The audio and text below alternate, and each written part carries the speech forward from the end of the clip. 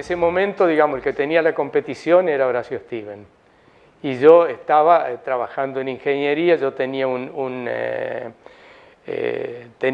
tenía un puesto dentro de la fábrica para proyectos avanzados, se llamaba Ingeniería de Proyectos Avanzados. Bueno, vos me tiraste el centro y yo lo voy a cabecear. Ese puesto de proyectos avanzados lo crearon específicamente para Oreste Berta. Para mí. Pero contanos por qué.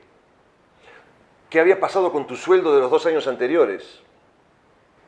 Bueno, sí, había tenido un problema con un señor que se había puesto, un americano que se había puesto celoso conmigo y me había escondido los aumentos de sueldo que a mí me daban. Y yo, digamos, seguía con un sueldo de la más baja categoría, nunca dije ni agua va ni agua viene, y bueno, yo estaba feliz con el trabajo que tenía y con lo que venía haciendo. Si no me alcanzaba para vivir lo que tenía ahí, lo tenía con el taller que tenía en mi casa. Y en un momento, bueno, me dieron el gran puesto y me dieron Retroactivo. el retroactivo del sueldo, bueno, este edificio. De este edificio que vamos a hablar en un ratito. MacLeod todavía estaba en Argentina. Sí. Sí, todo el comienzo de esto hasta, yo diría, 3/4 de ese año, el que manejaba todo era MacLeod. Y a mí me dieron un puesto, yo hice un arreglo con MacLeod, que me convenció mi padre y él, entre los dos, para que me quedara en la Argentina, pues yo me iba a trabajar a Italia. Y me dieron un puesto donde yo era libre de hacer y manejar las cosas a gusto mío. Y ahí empecé con armar las cosas y armar el equipo de competición con los torinos, con una libertad absoluta de hacer lo que quisiera. Por eso que elegí los pilotos que eran amigos míos, que yo creía que podían trabajar conmigo, que yo los podía manejar a gusto mío. Al perfil de los pilotos vamos a llegar en un ratito. Porque empezamos por Liliana, seguimos con Jim MacLeod y aquí entra una tercera persona importante en la vida de Oreste Berta, porque Juan Manuel Fangio también es una persona importantísima en la vida, en el desarrollo y en la evolución de Oreste Berta. Él primero te desaconsejó ir a trabajar a Europa porque no le cerraba demasiado el proyecto, pero Juan Manuel Fangio te abrió 1000 puertas. Contanos un poco de tu relación con Oreste y llegaremos a eso cuando hablemos de Nürburgring de las 84 horas. Sí, mi relación con Juan fue... Yo empecé, al primero de los grandes que conocí, de los grandes del automovilismo, fue Oscar Gálvez, a quien con el Renault Gordini le ganamos en Buenos Aires. Él era el director del equipo Ford, que corría con los Falcon. Y retiró de la vergüenza que le dio, según me dijo él, dice, fue tanta la vergüenza que retiré los autos de la carrera. Y desde ese momento, siempre que corrimos en Buenos Aires, en la provincia de Buenos Aires, Oscar Gálvez era mi asesor en mi box. Venía a mi box porque era, digamos... ¿Te admiraba? Me admiraba, exactamente. Es como yo lo admiraba también a él. Y... tiempo después de que lo conoció Oscar, un día apareció Juan Manuel y empezó a venir al box con nosotros y empecé a hacer una amistad y cada vez más grande y más grande y más grande, y entonces eran mis dos consejeros. Uno era Oscar Gálvez, el otro era Juan Manuel Fangio. Y con Fangio, digamos, la relación fue cada vez mayor y mayor y mayor y pasó a ser como otro padre para mí, ¿no? ¿Vos sos consciente que en el término de seres humanos que te rodearon en tu vida, sos un tipo muy afortunado, que seguramente se lo supo ganar? Sí. O sea, porque a ver, la suerte hay que ayudarla, y estas cosas uno las consigue a partir de cómo es y qué es lo que ofrece en cuanto a conocimiento, confidencialidad, confianza y lo que fuera. Pero tu mujer, que te bancó 1001. No hablemos. Jim MacLeod. No, hubo uno antes. Tu abuelo. Orlando. No, el de las bicicletas. Orlando Bertona en Rafaela, que también fue un maestro para mí. Un hombre a quien muchos no querían en Rafaela por su manera de ser, por su personalidad, y que para mí era un tipo fantástico. Bueno, y durante 3 o 4 años fue el que me guió a mí, el que me aconsejaba todo el tiempo, el que hacía por un lado de mi padre, cuando las relaciones a veces con mi padre, que yo hacía alguna macana y papá me ponía a andar derecho, entonces Orlando era el contrapeso. Después, digamos, vino Jim McCloud, con quien tuve una relación fantástica, hasta sus últimos días, con Fangio, que también fue otro padre para mí, otro consejero, alguien que me abrió caminos en todos lados, así que uno, el otro. Bueno, uno recibe, o sea, gran parte de lo que da y de lo que ofrece. Y esto no es un intercambio comercial. Hay una cosa que para mí es importantísima, es el hecho de que a uno lo ayudan porque uno responde. A eso voy. Porque uno responde, porque uno no le falla, antes dijiste una palabra que para mí siempre fue sagrada, que es la confidencialidad. Cuando a uno le dicen, yo te digo esto, hacemos esto, pero es solamente entre vos y yo, es entre vos y yo, no hay tu tía. No hay tu tía. Y eso a mí me ha valido y me ha abierto puertas en el mundo, ¿no? Juan Manuel Fangio, 5 veces campeón del mundo. A mitad de la década del 60, Juan hacía menos de 10 años que se había retirado. Con lo cual, estaba más que viva su imagen en Europa. ¿Cómo fue el momento en el que ustedes van por primera vez juntos a Europa? O sea, vos ibas bajo el ala del número 1. Sí. Yo no sé, son estas cosas que ocurren cuando uno se siente como si hubiera sido amigo de toda la vida, ¿no?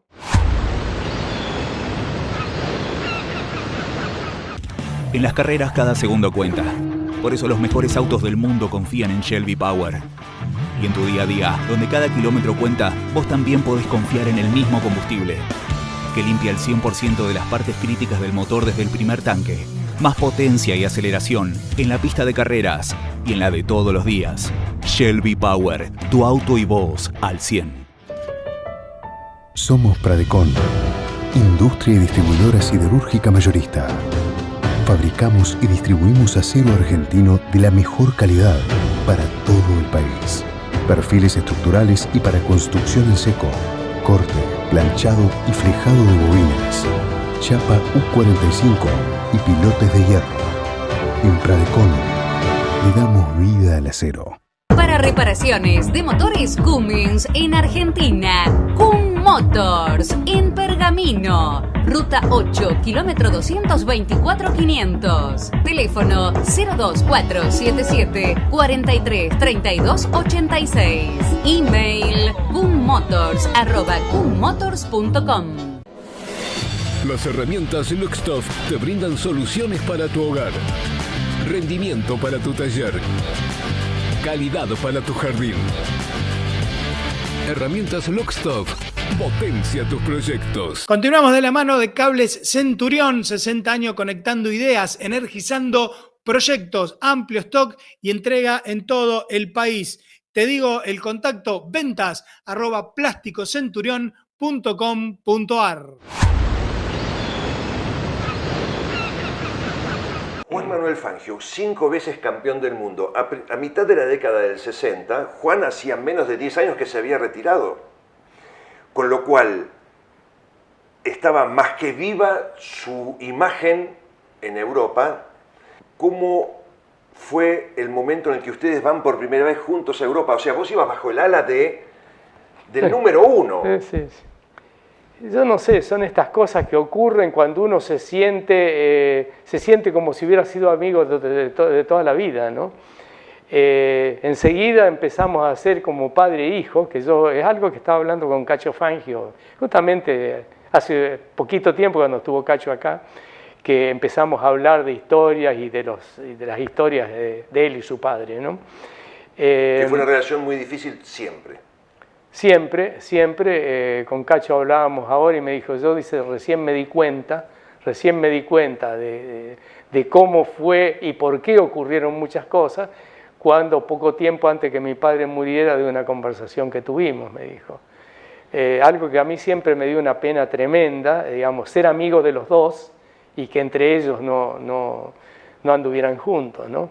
Pero bueno, la relación que yo tuve con Juan fue algo fantástico, las puertas que me abrió en el mundo y se jugaba por mí. Y digamos, yo le daba un dolor de cabeza porque yo le decía a Juan, yo quiero hacer esto, quiero hacer lo otro, y él se ponía a ayudarme. Y yo sé que se metía o sea, que para él era un problema ayudarme a mí, sin embargo, le daba y me ayudaba en todo, ¿no? En uno de esos viajes en los cuales viajaste con Juan a Europa y donde, creo yo, nuevamente tu cerebro era esa esponja que absorbía absolutamente todo, lo que veía, lo que escuchaba, los contactos que hacía y demás, ustedes llegan porque vos querías ir a Ferrari. Yo quería ir a Ferrari. Porque Juan era tan generoso que si bien él no tenía una buena relación con Enzo Ferrari, fue y te abrió la puerta. Contárnoslo, por favor. Sí, estábamos en Italia, bueno, habíamos ido a Maserati, yo había probado una Maserati con Guerino Bertocchi, el tester de Ferrari, que había sido a su vez el mecánico de Juan, y le digo, bueno, ahora quiero conocer Ferrari. Y me dice, mirá, dice, yo te llevo a Ferrari, dice, yo con el viejo no quiero saber nada, me dice. Pero yo te llevo hasta ahí, yo te presento ahí. Así que fuimos a Ferrari. Enfrente de la fábrica estaba, yo hace tiempo que no voy, la Hostería del Cavallino. Paramos ahí y de ahí llamamos por teléfono adentro tenía un teléfono que comunicaba, no eran los teléfonos como ahora, pero había un teléfono directo, comunicaba con la fábrica, y le pedimos a uno de los ingenieros que viniera ahí. Y el ingeniero me llevó y me empezó a pasear por Ferrari. Y una de las cosas que a mí me llamaba la atención es que había una ventana así muy grande que llegaba hasta una altura así, y venía la gente caminando, se agachaba, pasaba por abajo de la ventana, agachado, se levantaba y seguía caminando. Y yo le digo al ingeniero, le digo, ¿pero qué pasa ahí? Y me dice, no, perché il vecchio. Le tenían terror al viejo, a don Enzo, porque veía a alguno caminando y tenía que rendir cuenta por qué estaba caminando. Entonces nosotros pasamos por ahí sin agacharnos, evidentemente, y el hombre nos vio y nos esperó y agarró y dice, ¿qué está haciendo? ¿Y este quién es? ¿Qué está haciendo? Y entonces le dice, es un amigo de Fangio que yo le estoy mostrando la fábrica. Y entonces dice, ¿dónde está Fangio? Me dice a mí, ¿dónde está Fangio? Le digo, está ahí enfrente. ¿Y por qué no viene? Le digo, ¿por qué no quiere saber nada con usted o algo por el estilo? Le dije, no, vamos a verlo. Y ahí cruzamos, fuimos hasta la hostería, y ahí se dieron la mano y arrancó, por lo menos se calmaron las relaciones entre los dos, porque se habían dado bastante por la cabeza. Bueno, eran dos caracteres muy especiales, ambos los dos. Sí. Ahí hubo algunas cosas así, porque tanto Ferrari no lo quería a Fangio como Fangio no lo quería a Ferrari. Pero después de ese momento se calmaron las aguas. Llega un momento en el cual Oreste Berta se separa de ICA. Estamos hablando del fin de la década del 60. Sí. MacLeod vende la fábrica a los franceses, y entonces, bueno, llega fin de año, ganamos el campeonato, se hace una fiesta en Buenos Aires impresionante, a cada uno de nosotros nos regalaron un reloj Rolex, a los pilotos le regalaron un auto a cada uno, no sé, yo la verdad que no recuerdo si a mí me regalaron un auto o no. Y a mí me dieron un viaje a Europa, a mí y a mi mujer.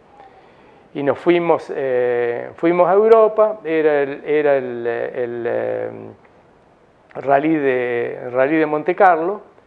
El rally de Monte Carlo, habían mandado un auto, fuimos con Pirin Gradasi, íbamos a ir con Eduardo Copelo, pero Eduardo tenía un problema, el hermano lo tenía muy enfermo, así que no fue. Entonces fuimos con Pirín Gradás, hicimos todo el rally de Monte Carlo. Cuando vuelvo, descubro que no hay más nada, no hay más departamento de competición ni nada. O sea que evidentemente a mí me sacaron del país para desarmar el equipo de competición. Habrán tenido miedo de alguna pelea grande conmigo. Y se desarma todo el equipo de competición, yo no sabía nada. Yo tenía una costumbre que cada vez que salía de viaje, cuando volvía, no importa si era de día, si era de noche, yo pasaba por la fábrica, pasaba a ver la gente que trabajaba conmigo, la gente de la división experimental. Eso era, para mí era algo que estaba grabado en mí, ¿no? Y cuando llego a la fábrica, nadie ni me saludaba, estaban todos con cara de enojados, yo no sabía qué era lo que había pasado, y habían desarmado, me mandaron a mí a Europa, desarmaron el equipo de competición y despidieron a todos mis empleados. Entonces fue un golpe terrible, yo la furia que tenía. ¿Cómo era Oreste Berta joven en esa época? El carácter de Oreste Berta era... Bravo. Déjamelo decir, claro, bueno, yo iba a decir mecha corta, pero vos decís bravo. Eras un tipo de... Era un, digamos... de convicciones. De convicciones. Yo quería hacer algo y no había nada que me pareciera. Yo tenía que ponerme de acuerdo con la gente qué era lo que íbamos a hacer. Una vez que nos dábamos la mano y se iba a hacer tal cosa, ahí no me paraba nadie. Y después que no me fueran a cambiar los planes. Por eso cuando yo arreglé con MacLeod de quedarme en la Argentina, MacLeod me dijo: Oreste, vos te quedás en la Argentina, sos el director de competición con total libertad, sos independiente de nosotros, hacés lo que vos querés. Con un presupuesto independiente. Con un presupuesto independiente. Tal es así que yo creo una cosa yo creo insólita, que en una empresa a uno le digan que haga lo que quiera Bueno, a ver. No me dijeron cuánta plata podía gastar, me dijeron, vos pedí la plata cuando necesitas. Te lo habías ganado, a fuerza de demostrar tu capacidad de ganar carreras, de lograr cosas para la empresa, de armar una nueva unidad de negocio como era la venta de los torinos. O sea, ellos ganaron mucha plata con eso. Entonces, sí, bueno, pero esto fue antes de que empezara cuando yo hice el arreglo con MacLeod, fue antes de que empezara a correr con los torinos, ¿no? Todavía no sabíamos lo que iba a pasar, ¿no? Hay un hito dentro de la vida de Oreste Berta, de la vida de Juan Manuel Fangio y de la vida de lo que es el torino propiamente dicho, que fueron las 84 horas de Nürburgring. Con muchísimas anécdotas que tenés con Oreste Berta, entre ellas el famoso duelo, que me gustaría que nos cuentes, porque a partir de ahí yo voy a arrancar para otro lado. No, el tema fue así. Resulta que yo acá en la Argentina probaba siempre los autos. ¿Por qué? Porque al principio yo hacía nada más que ir a probar en la ruta, que el auto funcionara, que todo funcionara como la gente. Un día estábamos en Buenos Aires, habíamos ido a Buenos Aires, a una carrera en Buenos Aires, y entonces Eduardo no sé qué problema tenía y me pide de que yo con su acompañante en ese momento, creo que era el Negro Paredes, no estoy seguro, me parece que era el Negro Paredes, un empleado de Renault, que probáramos el auto, a ver cómo funcionaba. Si no me equivoco, era un R8 Gordini. Y yo nunca había andado así probando en una pista. Y entonces, bueno, empecé a probar, anduve. Y no sé si le habrá dicho Paredes a Eduardo de que yo manejaba bien o algo por el estilo, que empezó Eduardo, que siempre quería que yo le probara el auto y que se lo pusiera a punto antes de las carreras. Entonces empecé yo a probar cada auto que Eduardo iba a correr, el Renault, después los Torino, o antes fue el Fórmula 1, cosas así, yo andaba en todos los autos. Y cuando fuimos con Fangio la primera vez a Europa, él no quería que, en la ruta no quería que yo manejara. O sea, nunca me había visto manejar, no quería que yo manejara porque me decía que no le tenía confianza a nadie en la ruta. Hasta que un día cansado me dio el volante a mí. Y después vio cómo yo manejaba y me empezó a dar clases en las pistas. Y me decía que yo aprendía muy rápido y que yo me daba cuenta muy fácilmente de las cosas. Empezó a empujar a andar más rápido, andar más rápido, andar más rápido. Y probé autos de todo tipo y probé muchos autos así en pistas. Y evidentemente iba bien porque muchas veces probando los autos hacía mejor tiempo que los pilotos. Después así que me las arreglaba bastante bien, algo que a mí nunca me interesó para nada fue correrle a nadie. Y entonces, cuando yo probaba los autos en Nürburgring, los pilotos me pedían que los llevara. Entonces, por ejemplo, Eduardo se sentaba al lado mío y se pasaba horas al lado mío. Gastón también, y a Cacho Franco, me acuerdo de haberlo llevado. Bueno, no sé, llevé algunos de ellos. Pero, por ejemplo, Eduardo y Gastón les encantaba ir al lado mío. Y Fangio también.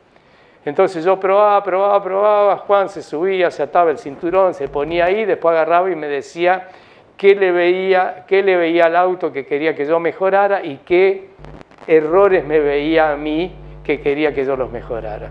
Sos un iluminado, por Dios, seguí contando. Y un día me empezó a decir que yo manejaba más rápido que él. Que vos ya sos mejor piloto que yo, me decía, vos sos mejor piloto que yo, le decía, Juan, que voy a ser mejor piloto que vos, le decía. Bueno, el tema es que un día agarra y me dice, vamos a hacer una carrerita a ver cuál de los dos es mejor piloto, porque él decía que yo era mejor piloto que él, y yo decía que él era mejor piloto que yo, ¿cómo voy a ser mejor piloto que Fangio? Y entonces un día sacamos dos autos a escondidas, eran dos Opel 6 cilindros, no sé qué modelo, que eran modelo deportivo que había. Los sacamos y nos metimos en la pista. Uno fue por acá, el otro por allá, como que no teníamos nada que ver. Nos esperamos en un lugar y corrimos una vuelta de esa de 22 kilómetros. O sea, habrá sido de 20 kilómetros porque desde donde no nos veían hasta de nuevo al otro lugar donde no nos veían. Y bueno, yo lo fui encarando, yo decía, lo paso en cualquier lado, y lo encaraba por acá y por allá y no lo podía pasar. Y en un lugar medio me patiné y me sacó unos metros y después me sacó otros metros más y al final, no sé, me sacó yo no sé cuánto, si me sacó 50 o 100 o cuánto me sacó, hasta que llegamos al lugar donde habíamos dicho que el primero que llegaba ahí paraba. Y entonces Juan hizo un costado, paró, yo paré atrás, me arrimé, voy hasta la ventanilla de él y me dice, hermanito, sos bueno, pero todavía no sos Fangio. Y había que ser muy bueno para ser Fangio. Aparte, el hermanito era una palabra que él usaba mucho. Como por ejemplo cuando te dijo algo respecto de las oportunidades. Hermanito, las oportunidades no pasan muy seguido. Se te presentan las oportunidades, dice a vos, esto se te presenta una vez en la vida. Cuando a vos se te presenta una oportunidad, me decía, hace así, agarrala. Después hay tiempo para alargarla, dice, pero cuando pase una oportunidad delante tuyo, agarrala. Así que, bueno, es algo que hice. En ese viaje ustedes empezaron a armar lo que sería, y lo que hoy se conoce como la gran misión de los Torino, que fueron las 84 horas de Nürburgring, de la que se ha hablado tantísimas cosas. Sin embargo, hay algo de lo que se ha hablado muy poco, que yo alguna vez te pregunté, y como me asombró lo que me contaste, ¿cómo estaban preparados esos autos? ¿Qué preparación tenían los Torino? Es decir, motor, caja diferencial, frenos, caño de escape. ¿Qué mejora tenía respecto del Torino de calle?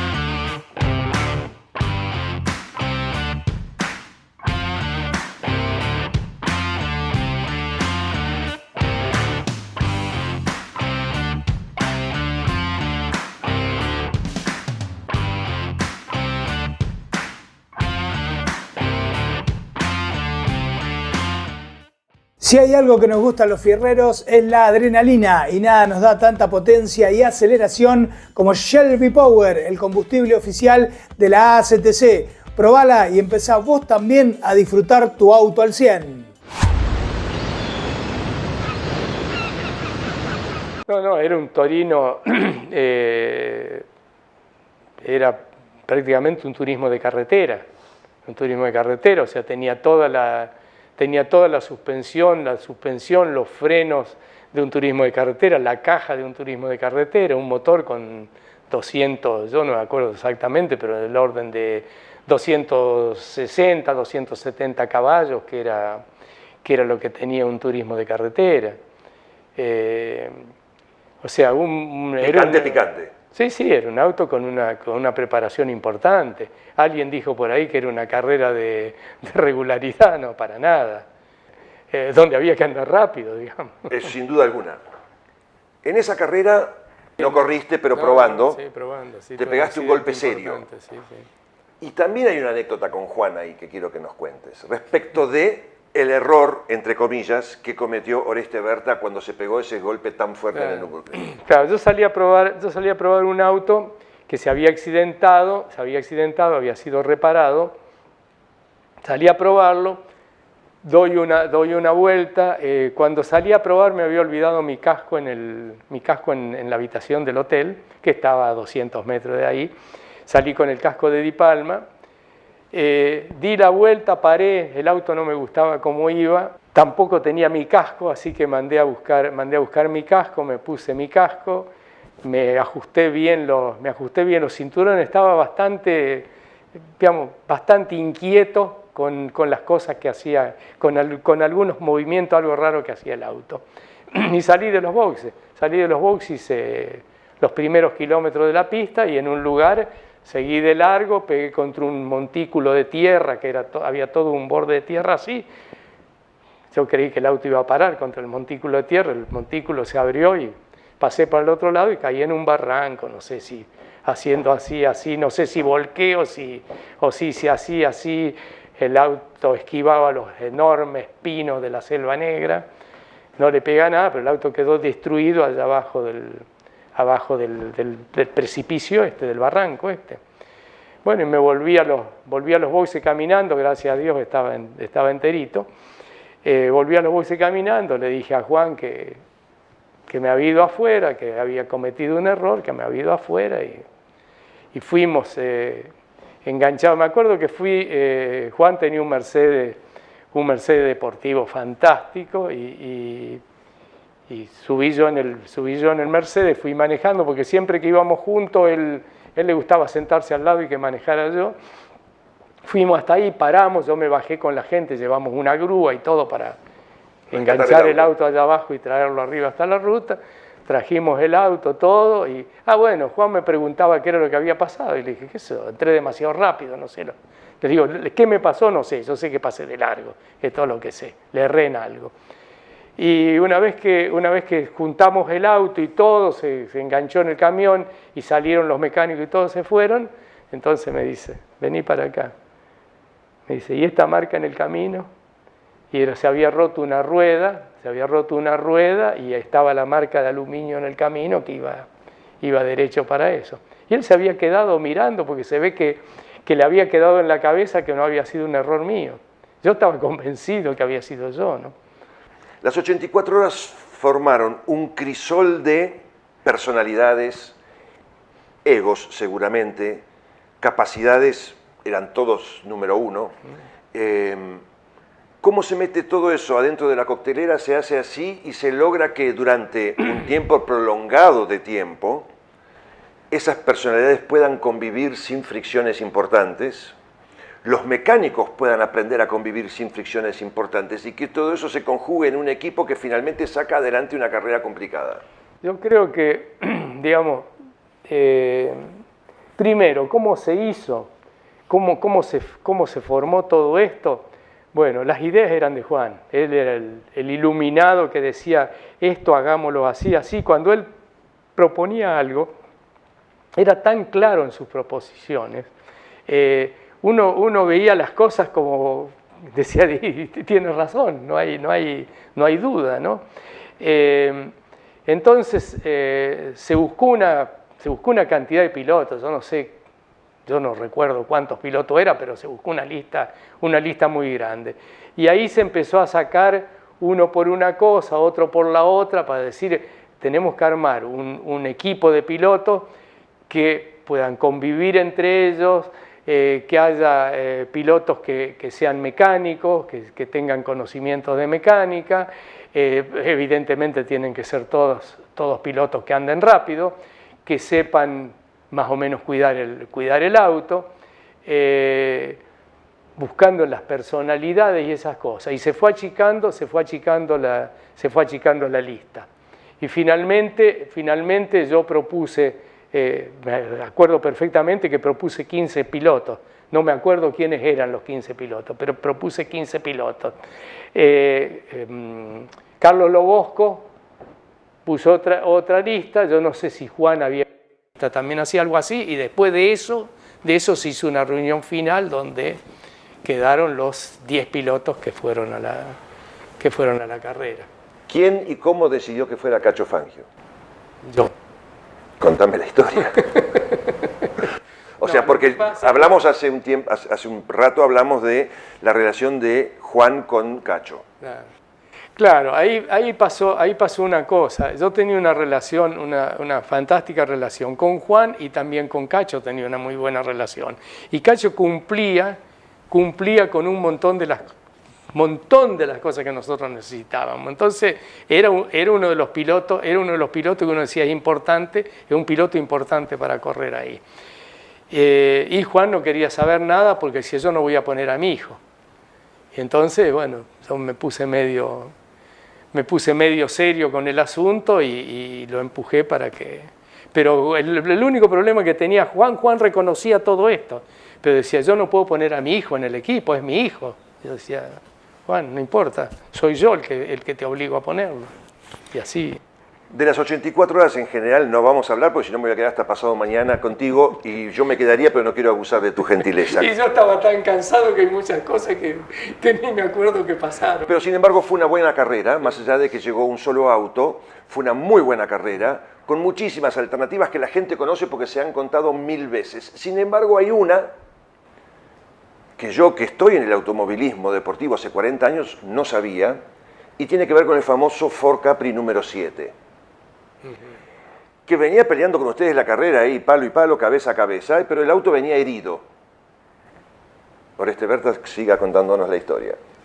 Sí, y en una de esas pasa, como venía de herido, pasa andando perfectamente. Así, de milagro se curó de sus problemas. Uno ve el auto que va a parar, que ya no va más, y después pasa la vuelta siguiente y pasa andando perfecto. Y en una de esas, las mujeres del equipo, la mujer de Lobosco, de Telequi, de Copello, que salían a caminar a la noche, vinieron con la novedad de que habían visto en una entrada que yo la conocía perfectamente, porque fue la primera vez que yo fui a Nürburgring, entré por la entrada esa que no era entrada del circuito, solamente entraban los privilegiados por ahí, y con Fangio entramos por esa puerta. Por esa entrada entraron un Ford y entraron un Ford nuevo. Un gemelo Y sacaron el herido. O sea que las mujeres justo estaban paseando por el bosque y lo vieron. O sea que esas cosas no pasan solamente en la Argentina, sino que también pasan en Alemania, porque en Argentina también han pasado y lo sabemos.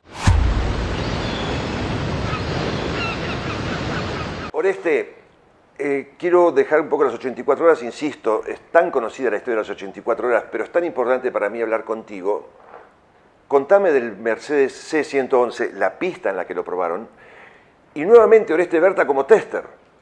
Sí, fuimos a Mercedes porque yo estaba obsesionado con manejar el Fórmula 1 que había corrido Juan.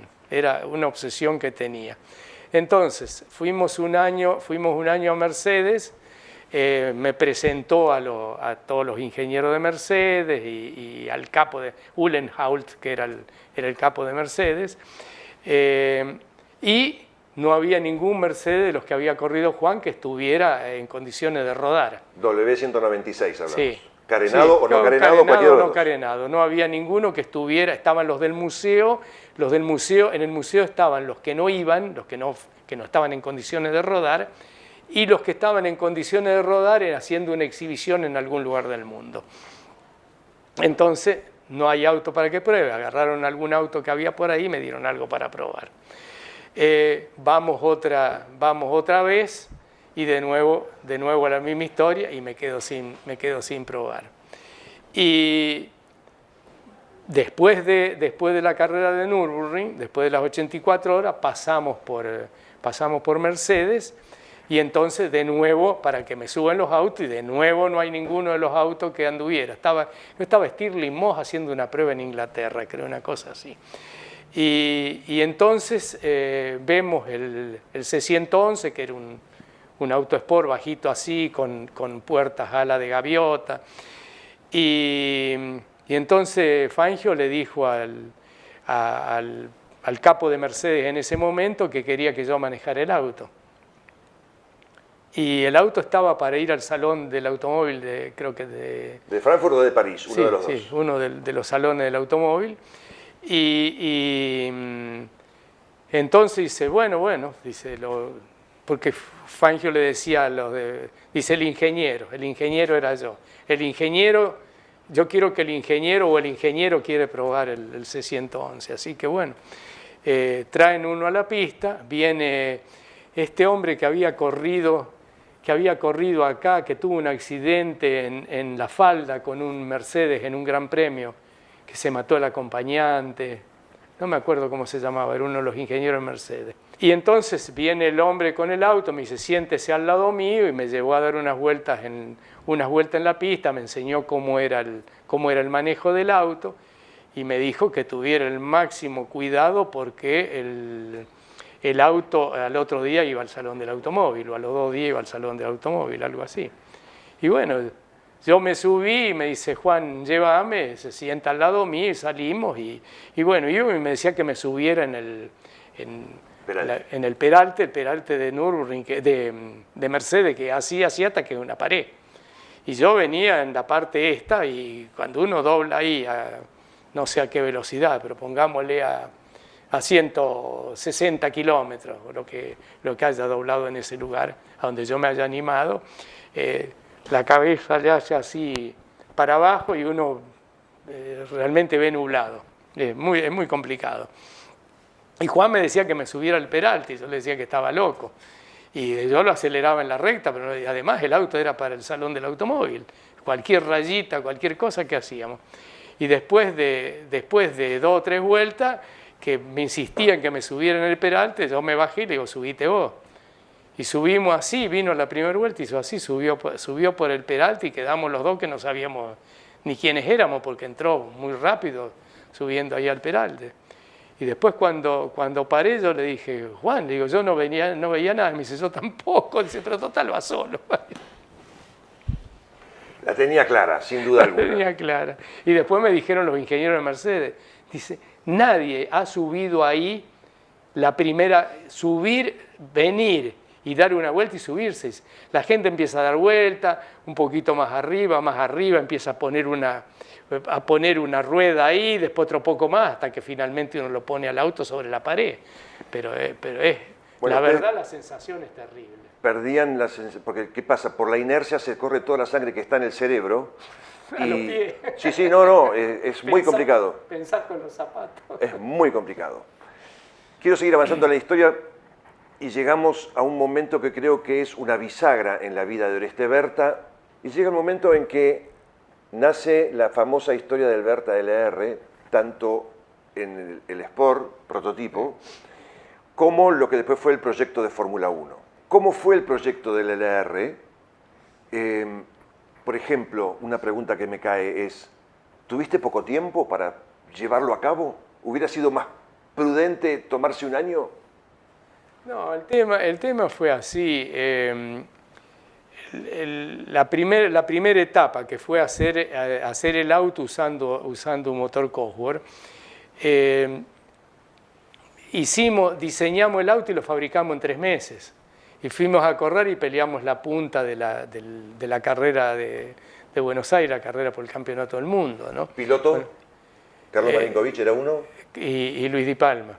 Se nos caían las piezas y cosas por el estilo. Bueno, muchos decían, ¿cómo se le caen los pedazos al auto? Y qué sé yo. En 3 meses dibujamos un auto, lo fabricamos y le corríamos a los Ferrari, a los Porsche, a los Lola, a todos los top que había en el mundo, con un tercer tiempo de clasificación o algo por el estilo. Y no, los europeos no entendían más nada. Pero para llegar ahí había habido un par de contratiempos. Por ejemplo, acá en el Cabalén, muy cerquita de donde estamos. El accidente mío acá en el Cabalén, que se rompió bastante el auto. Acá fue con un... Eso lo descubrieron los mecánicos, yo tampoco me di cuenta qué era lo que había pasado. Fue tan rápido, y agarrarse uno que pega contra una cosa, contra la otra, 200 y pico kilómetros por hora, es difícil darse cuenta. ¿Y qué era lo que pasó? Se había puesto un tornillo en un lugar que agarraba 2 vueltas de tornillo para alinear el auto mientras llegaban los tornillos definitivos y los mecánicos se olvidaron de cambiarlo. Y a unos, no sé, por decir 50 metros antes de la curva, el tornillo este que estaba agarrado con 2 vueltas se salió. Y como yo no me di cuenta, pero sí los mecánicos que venían corriendo vieron el tornillo en la pista. Te pegaste un golpe serio. El auto se rompió todo. Bueno, a eso voy. Yo me bajé del auto y fui a buscar a mi mujer que llegaba de vuelo de algún lado. Y no había que contarle nada, por si acaso. Sí. Y ahí empezamos a trabajar y lo hicimos. Y después de eso se accidentó Cacho Franco en Buenos Aires, que estábamos probando y se largó a llover, pero la lluvia no era fue una catarata de lluvia en una lonja así en la recta. O sea, los autos iban por acá y cayó una lluvia de agua así, justo donde terminan los boxes del autódromo. Así que él venía, cruza los boxes y nosotros veíamos el agua ahí y como que se le encontró así. Y agarró en el agua y salió dando vueltas y allá fue, pegó y destruyó el auto y él quedó inconsciente tirado en el suelo, ¿no?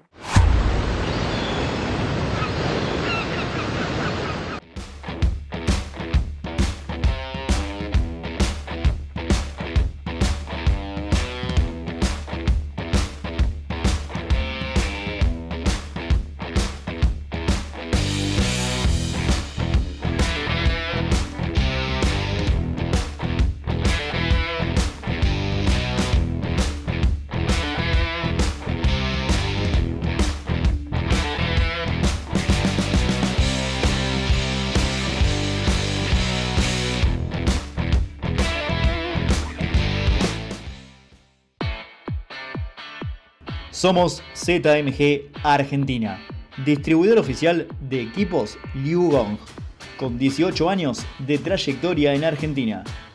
Ofrecemos una amplia línea de equipos de construcción, vial, logística y minería. Contamos con una red de distribución y servicio postventa en todo el país, con más de 40 distribuidores y repuestos 100% garantizados a través de nuestros 4 centros de distribución. Somos ZMG Argentina. En Liu Gong usted puede confiar. Aunque no puedas manejar como estos pilotos, podés cuidar tu auto de la misma manera. Porque cada vez que utilizas Shelby Power, el combustible oficial de la ACTC, estás limpiando el 100% de las partes críticas de tu motor mientras obtenés más potencia y aceleración. Probala y empezá vos también a disfrutar tu auto al 100. Shell es el combustible oficial de las categorías de la Asociación Corredores Turismo Carretera. Contame de la vez que ICA construyó un cigüeñal ICA Cosworth. O sea, sí. Vos habías tenido un problema con el cigüeñal del Cosworth, sí, y no había manera ni de comprar un motor, ni de traer un motor, ni de conseguir Ese fue el segundo año con el LR, hicimos todos los ensayos de motor, las pruebas con el auto, estábamos todo perfecto, entonces antes de la carrera tenía a las tantas horas de uso, sin pasadas de vuelta, todo como especificaba Cosworth, había que revisar tres o cuatro cosas del motor, para lo cual ya nos habían mandado los repuestos necesarios para eso. Eso se cambiaba. Por decir, se cambiaban los resortes de válvulas, se cambiaba, no sé, los cojinetes de biela, por decir algo. Y nosotros hacemos todo eso, y cuando hacemos el control del cigüeñal, que estaba por decir la mitad de la vida, un tercio de la vida del cigüeñal, el cigüeñal estaba rajado, y bien rajado. Entonces, bueno, llamamos enseguida a Inglaterra, que necesitamos un cigüeñal, y había aparecido un problema con los cigüeñales, algo de ese momento, y la fábrica se había quedado sin cigüeñales. Entonces no había nada para hacer. Bueno, y la carrera era ahí. Y en ICA, los ex compañeros de trabajo mío y todo, y que nosotros hacemos un cigüeñal. Y agarraron un pedazo de acero y empezaron a hacer un cigüeñal. Nadie tenía ni idea de lo que era hacer un cigüeñal. Hicieron un cigüeñal ellos, el tratamiento térmico, esto, lo otro. Después en el tratamiento térmico el cigüeñal se dilató y quedó fuera de medida, entonces hubo que retocarlo después de terminado, algo que no se podía tocar la superficie después de terminada. Se hizo un lío tremendo. Armamos el motor, lo llevamos a Buenos Aires, y dio una vuelta de entrenamiento y se rompió. ¿Se fundió de nuevo? Se fundió de nuevo. Vos fuiste uno de los primeros que tuvo una computadora acá. ¿Cómo fue tu aprendizaje para poder entender esa tecnología que era de otro siglo y cómo lo aprovechaste vos para que tus autos fueran más eficientes? Yo lo primero que hice fue, el primer trabajo que hice, que hubiera requerido una computadora, pero no había en ese momento, cuando estaba en Estados Unidos, diseñé los árboles de leva para la Ducati, que como te decía al principio de la nota esta, le ganamos a las Ducati oficiales. Mejor dicho, en Daytona largaron las dos Honda 4 cilindros y nosotros la primera fila. Y todas las monocilíndricas largaron atrás. O sea, todas las motos oficiales del mundo le ganamos con la Ducati hecha en una casa. Y un piloto de 46 años retirado. Y un piloto de 46 años retirado. Bueno, el árbol de leva de esa moto lo había diseñado yo en Estados Unidos con un programa que había encontrado ahí y hecho con calculadoras mecánicas, una cosa totalmente de locos. Una calculadora que me prestaban, era un aparato grandote así, lo llevaba a la noche al hotel y ahí hice el árbol de leva. Tu mujer es una santa, perdóname, lo tengo que volver a repetir, tu mujer es una santa, continuemos. Cuando volví a la Argentina, acá no existía eso, así que no pude más hacer los árboles de leva de esa manera. Y a mano no se podía hacer, hubiera necesitado 5 años hacer un cálculo de lo complicado que era. Y un día se me ocurre si no se podía hacer con una computadora. Si eso no se podía, ese cálculo no se podía meter en una computadora. Y empiezo a preguntar y me comentan ahí en la fábrica, yo estaba trabajando en NICA, que estaban las computadoras y fui a preguntar y me dijeron que sí se podía hacer, pero ¿quién hacía el programa para eso? Yo tenía las bases de ese programa con lo que yo lo había hecho en Estados Unidos. Y entonces me dijeron que había un célebre matemático dentro de la fábrica, que era el doctor Hoffman. Y yo le digo, ¿el doctor Hoffman? ¿Quién es el doctor Hoffman? El viejo ese que trabaja al lado tuyo ahí en Experimental. Le digo, ¿el viejo ese? Ah, dice, capo del mundo de matemática, nada más que ahí estaba en Experimental, estaba de piloto de prueba, de cosas así. Nadie lo tomaba como un matemático. Alguna vez hacía alguna cosa matemática, pero no gran cosa. Y lo fui a hablar y me hice amigo de él y empezó a desarrollar los programas matemáticos para hacer los árboles de leva. Y después usábamos las computadoras de la fábrica con las que hacían los sueldos en la fábrica. En la fábrica no se hacía ningún programa de ingeniería, pero durante la noche, durante la noche, o sábado y domingo, nos prestaban, nos dejaban cargar los programas míos en la computadora y empezamos a hacer los árboles de leva. Después un día lo fui a ver bueno, Hoffman vivía cerca de mi casa, vivía a 2 cuadras de mi casa, yo no sabía, o sea, no tenía idea de nada de todo esto. Él había sido uno de los grandes matemáticos alemanes y había disparado de la guerra, había venido a parar acá. Y entonces yo le empecé a hablar de las suspensiones de los autos, y si no se puede hacer un programa matemático, en vez de todos los dibujos que hacía yo para hacer una suspensión. Hicimos los programas matemáticos para diseñar las suspensiones. Y después, bueno, mi mujer lo agarró para hacer los programas de sueldo y para hacer, qué sé yo, 1000 cosas. Y después empezamos a hacer los resortes de válvula y cada cosa que yo tenía que se me ocurría que matemáticamente se podía resolver, a Hoffman para que lo hiciera. Y después renunció en la fábrica y se vino a trabajar conmigo. Gran incorporación. Y los datos para construir una leva, para saber cuál es el perfil de la leva. ¿Cómo nacen esos datos? ¿Salen de la esponja esa que tiene Oreste Berta en la cabeza? Al principio sí, durante muchos años era ideas mías, que aparentemente tenía ideas bastante certeras, porque hacíamos 2 o 3 y era siempre, alguna de esas era la que iba. Y después en un momento empecé a leer sobre los programas de simulación, que ya la gente de Renault, de Fórmula 1, me decían que cómo podía yo hacer las cosas sin programas de simulación. Que me decían que yo era un genio, que tenía ideas muy certeras de las cosas sin un programa de simulación. Que ellos lo hacían todo con simulación. Y entonces un día, Ingeniería Avanzada de Ford de los Estados Unidos me regaló un programa de simulación. Y empecé con la simulación. Y ahí hice otros enormes saltos. Automoto Lanús, la moto que buscas, retirala en Automoto Lanús, sin anticipo, totalmente financiada y solo con DNI. Automoto Lanús, en Lanús, 25 de mayo, 1600, Lanús Oeste. Llamanos o escribinos al 11 688 91 526. 11 688 91 526 de Automoto Lanús. Saludo también a la gente de Transportes Veraldi. Se viene una temporada tremenda para los hermanos Veraldi, así que un abrazo muy, pero muy grande para todos ellos. Y por supuesto a mi gran amigo Alberto Gambarte, allí en Colón, en la provincia de Buenos Aires, a toda la gente de Plegamex, un abrazo muy, pero muy grande.